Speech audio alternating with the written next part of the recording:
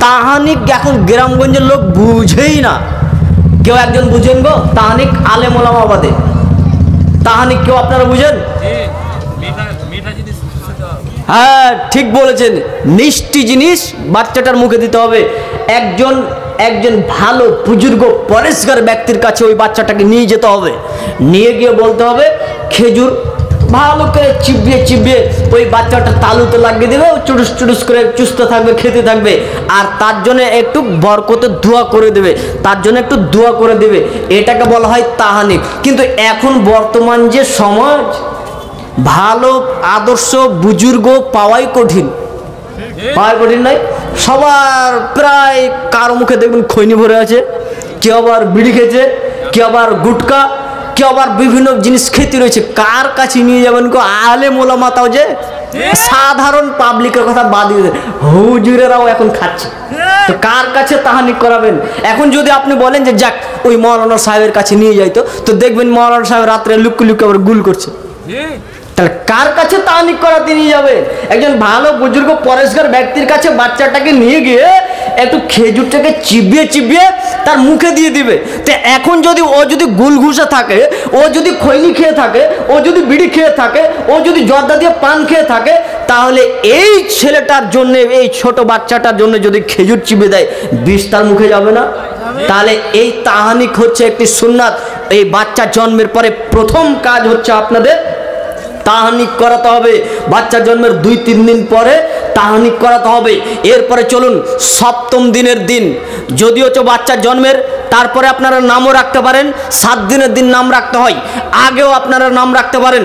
বাচ্চা এখন জন্ম হয়ে গেছে 7 দিন, এই 7 দিনের দিন এখন বাচ্চার একটি সুন্দর নাম রাখতে হবে, প্রথম কাজ।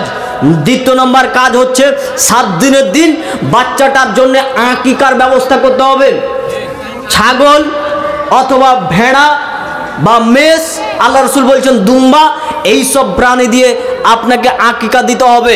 যদি মেয়ে জন্ম হয় তাহলে 1টা দিতে হবে, ছেলে জন্ম নিলে 2টা দিতে হবে।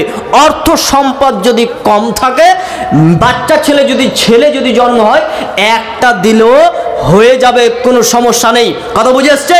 তাহলে আকিকা হলো সপ্তম দিনের দিন আপনাকে একটা নাম রাখতে হবে, আকিকা করতে হবে।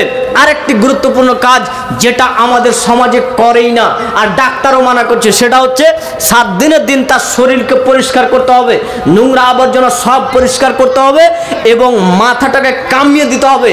মাথা কামিয়ে তার যে চুলটি রয়েছে এই চুল সমপরিমাণ তার জন্য চাঁদি দান করতে হবে। আমাদের সমাজের এই লোকগুলো কিন্তু এই আমলগুলো করে না। চাঁদি দান করতে হবে এই চুল পরিমাণ। ডাক্তার বলে খবরদার 1.5 বছর পর্যন্ত খবরদার যেন একটা চুল না ওঠে। ডাক্তার বলে না খবরদার, যদি আপনি মাথায় এখন ব্যাল করে দেন তাহলে ওর মগজে কিন্তু ক্ষতি হতে পারে। ঠিক আছে, চিকিৎসা বিজ্ঞান সে বলতে পারে, কিন্তু মুহাম্মদ সাল্লাল্লাহু আলাইহি সাল্লাম যেই কথা বলেছেন সেটা হচ্ছে চিরসত্য।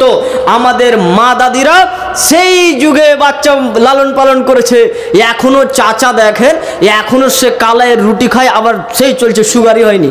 আর এখনকার বাচ্চা ছেলেরা 20-30 বছর হয়েছে বয়স, সুগার হয়ে বসে আছে। এখন যত ফ্যাসিলিটি তত দুর্বল হয়েছে, আর আগেকার কোনো ফ্যাসিলিটি ছিল না, বাচ্চা এমনিতে ভালো হয়ে তারা মানুষ হয়ে গেছে, তাই না? তাহলে বাচ্চাকে আপনাকে 7 দিনের দিন যেটি কাজ রয়েছে সেটা কি বলুন তো? 7 দিনের দিন 3টি কাজ মনে থাকবে না? 1, তার জন্য আকিকা করতে হবে। 2, 7 দিনের দিন সুন্দর একটি নাম রাখতে হবে, আগে রাখা যায়।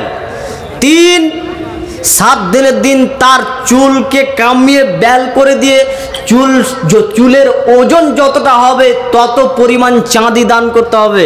এখন চুলটিকে আবার ভিজিয়ে আবার মাপতে যান না, শুকানোর পরে চুলটাকে আপনারা সোনকারের কাছে গিয়ে দেখবেন একটা পুরিয়াতে করে যে ওজন কতটুকু হচ্ছে, অতটুকু পরিমাণ আপনারা চাঁদি অথবা এই ওজন পরিমাণে কতটা টাকা মনে হচ্ছে এই টাকাগুলো ফকির মিসকিনকে দান করে দিতে হবে। এটা হচ্ছে সপ্তম দিনের দিন আপনার কাজ।